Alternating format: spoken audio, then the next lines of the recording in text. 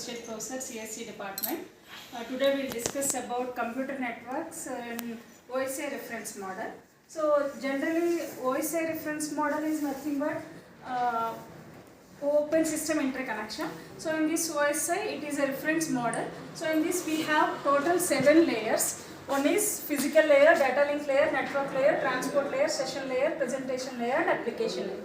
So the main aim of using this reference model is that, so we need to transmit the data between host A to host B. So that from this diagram we can see this host A is nothing but sender and host B is nothing but destination.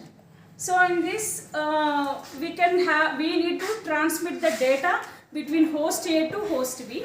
So for example, I have some data with me. So whatever data I have, that I need to transmit to the destination called host B. So coming to this physical layer as a first layer of OSI.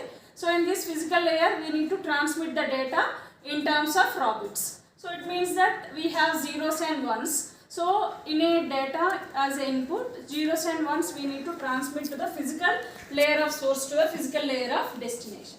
So while we are having this data physical layer to physical layer, we have physical layer protocol. So it means that we want to transmit the data using physical media as a thing like intermediate between sender to the destination using physical layer protocols, means we have some set of rules to transmit the data.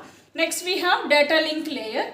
So in this data link layer we need to transmit the data in terms of data frames. So it means that the data link layer to destination data link layer, we need to transmit the data in terms of frames. So whatever the physical layer is supporting, so this layer is taking information to the, transmitting data to the data link layer. Why? Because in between data link layer and physical layer we have a bidirectional of this arrow indication that it is an interface between these two. So it acts as intermediate between data link layer and physical layer. So whatever the raw bits are taken by the physical layer and it is converted in terms of data frames. So in these data frames we can transmit using data link layer protocol. Next we have the network layer. So in this whatever the data link layer is having the frames, that in network layer it is data transmission done between host A to host B